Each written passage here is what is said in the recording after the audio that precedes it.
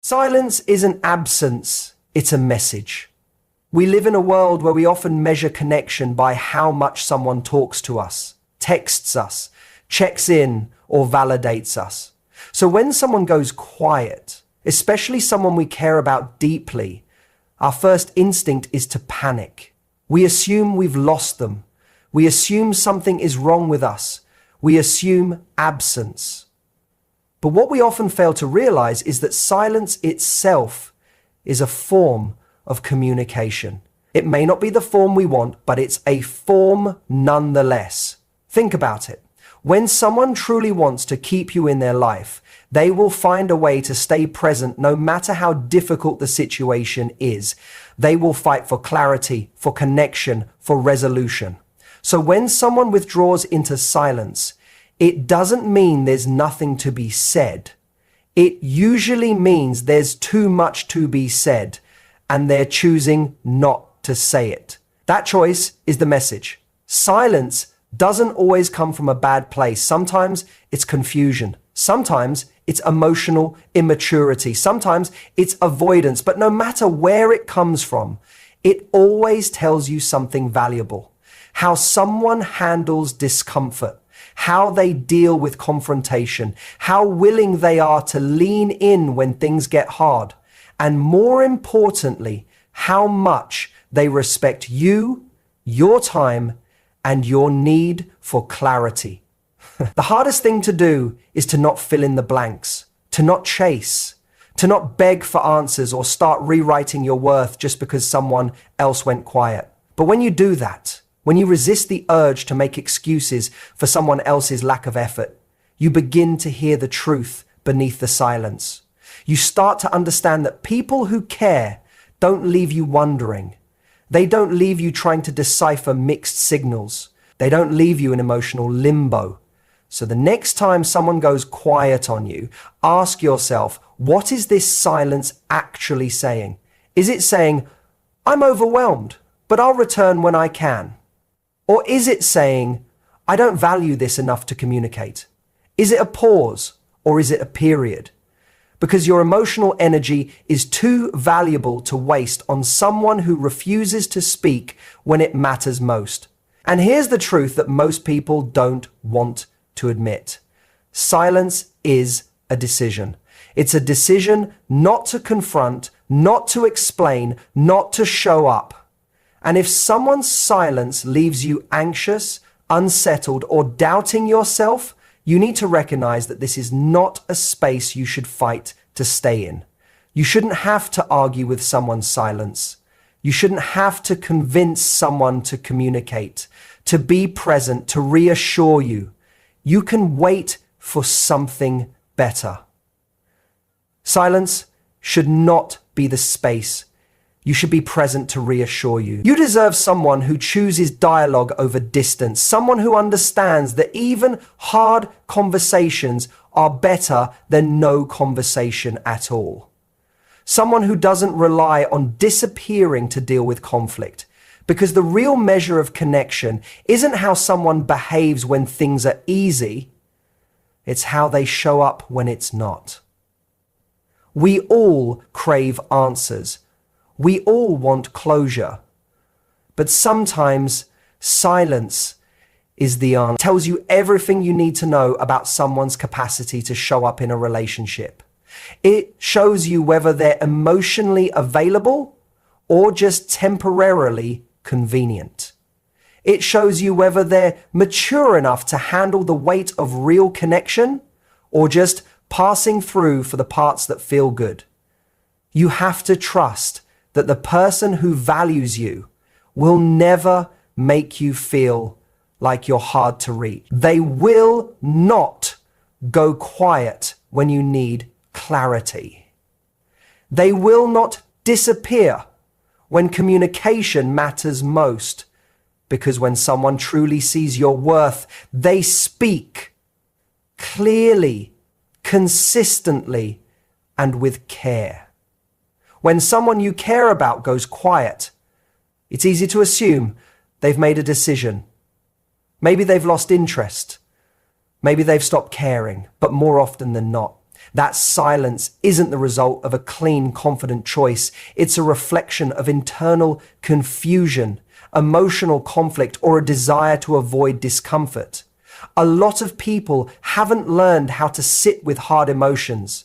They haven't been taught to articulate what they feel, especially when it's messy, unclear, or contradictory.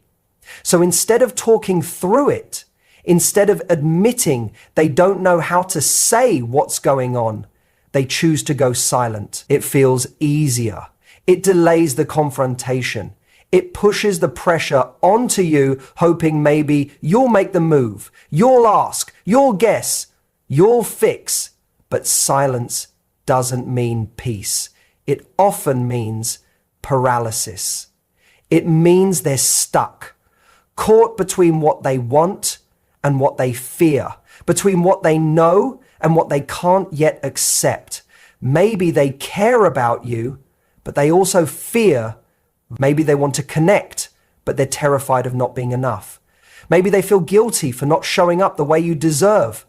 And silence becomes their escape from having to face that truth. When someone is confused internally, their external communication reflects that. You get mixed signals, inconsistent energy. One day they're all in, the next they disappear.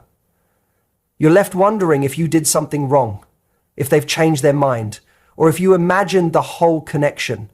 That confusion you feel isn't just in your head. It's a reaction to the chaos they're carrying but refusing to confront out loud. Then there's conflict. Silence can often be a symptom of something unresolved. It might not even be about you. It could be internal wounds they haven't healed or fears they haven't processed. Maybe they've experienced betrayal before, and now that things feel real, it triggers their defenses. Instead of working through the discomfort, they pull back, not because they don't care, but because conflict makes them shut down. Sometimes silence is a punishment, not one meant to harm, but one meant to protect themselves. They think if I say the wrong thing, I'll ruin it, or if I open up, I might get rejected, so they choose distance instead. They hope silence will buy them time or clarity, or at the very least, a delay from making a choice they feel unprepared to make. And then there's avoidance. This is the most painful form of silence, because it's not always born from confusion. It's born from discomfort. They don't want to have a tough conversation. They don't want to hurt you. They don't want to take responsibility for how they feel or how they've made you feel. So they choose to ghost, drift, disconnect. Avoidance gives them the illusion of control. It lets them walk away without confrontation, without guilt, without being held accountable. But avoidance doesn't remove responsibility. It just transfers the weight onto you. Suddenly, you're the one left wondering what happened. You're the one analyzing texts, revisiting moments, trying to decode what their silence could possibly mean. That mental exhaustion, it's the emotional toll of someone else's unwillingness to face the hard parts of being human, of loving, of being honest.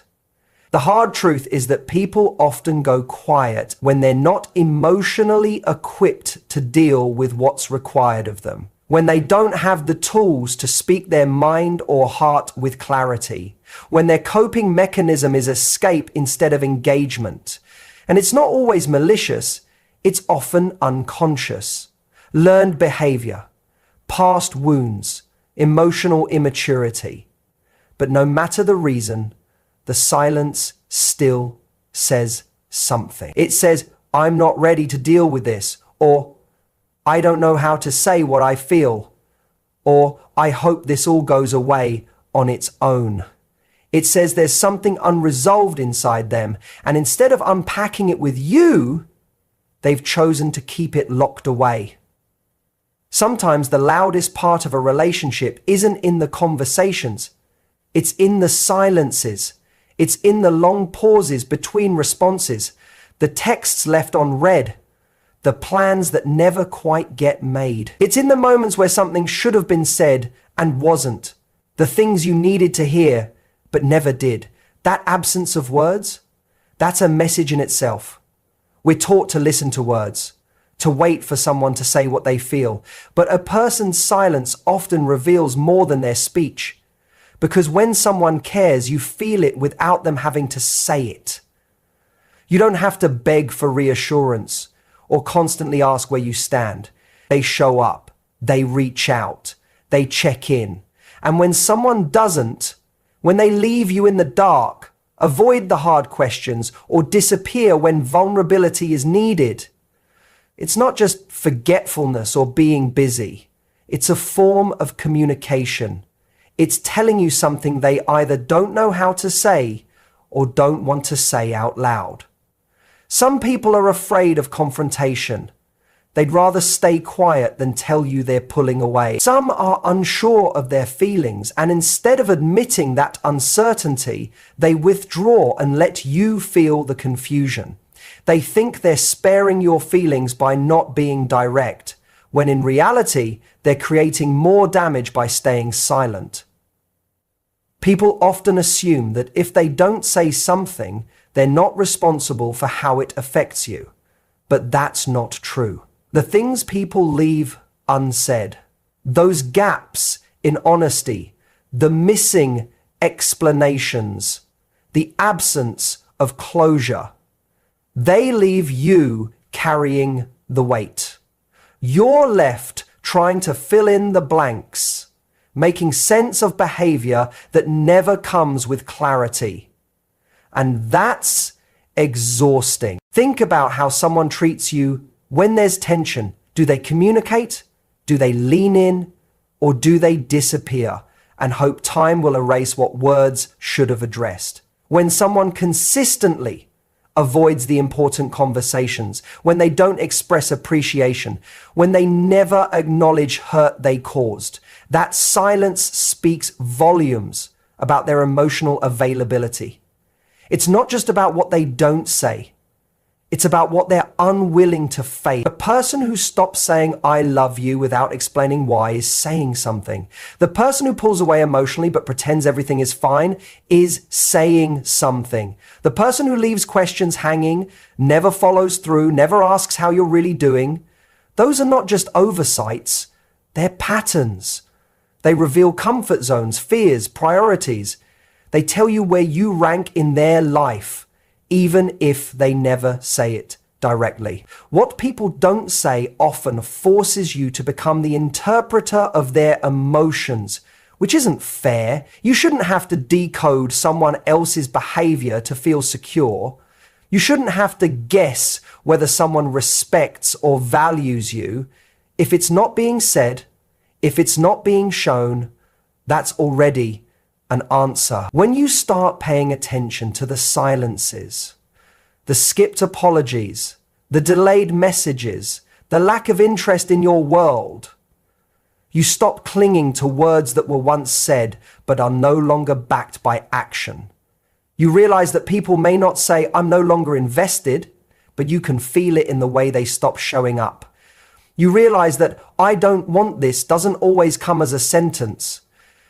It comes as distance, disinterest, emotional detachment, not speaking up, not communicating, not engaging. That's not neutral. That's not harmless. That's not passive. It's a form of emotional expression. And often it's louder than anything someone could have put into words, because silence doesn't leave room for clarity. It leaves room for doubt. And that doubt becomes the foundation for mistrust, insecurity, and imbalance. You start to learn the difference between someone who is just quiet and someone who is deliberately avoiding truth, between someone who is gentle with their words and someone who is withholding, between someone who doesn't talk much and someone who is silently creating distance so they don't have to take responsibility. And that distinction is everything, because not everything unspoken is harmless. Silence can feel powerful. It can seem poetic, even profound. In movies and novels, a long pause or a quiet departure is often portrayed as meaningful, mysterious, or emotionally deep. We're conditioned to believe that when someone withdraws into silence, it must be because they're feeling something too big for words, something noble, something heavy, something worth waiting for. But in real life, silence is rarely that romantic. More often, it's confusing, hurtful, and full of unanswered questions. And interpreting it through the lens of fantasy rather than reality can be one of the most painful mistakes we make in relationship. There's a tendency to project emotions onto someone's silence that they may not actually be feeling. You think he's quiet because he's scared to lose me, or she's distant because she's overwhelmed by how much she cares. And maybe, in some cases, that's true. But more often, silence is not depth, it's avoidance. It's emotional hesitation, fear of responsibility, or simply a lack of effort. And if you're not careful, you'll romanticize a form of neglect as a sign of hidden affection. It's tempting to believe the silence is meaningful because that gives you hope. Hope that it's not over. Hope that they'll come back. Hope that the lack of words doesn't mean a lack of care. But when you fill in someone else's silence with your own narrative, you start creating a version of the relationship that only exists in your imagination. You stop seeing what is and start holding on to what you want it to be. Silence can feel intimate, especially when you've shared deep moments with someone before. So when the silence comes, it's easy to misinterpret it as a continuation of that connection, like there's still a bond that words can't break. But silence is not always sacred. Sometimes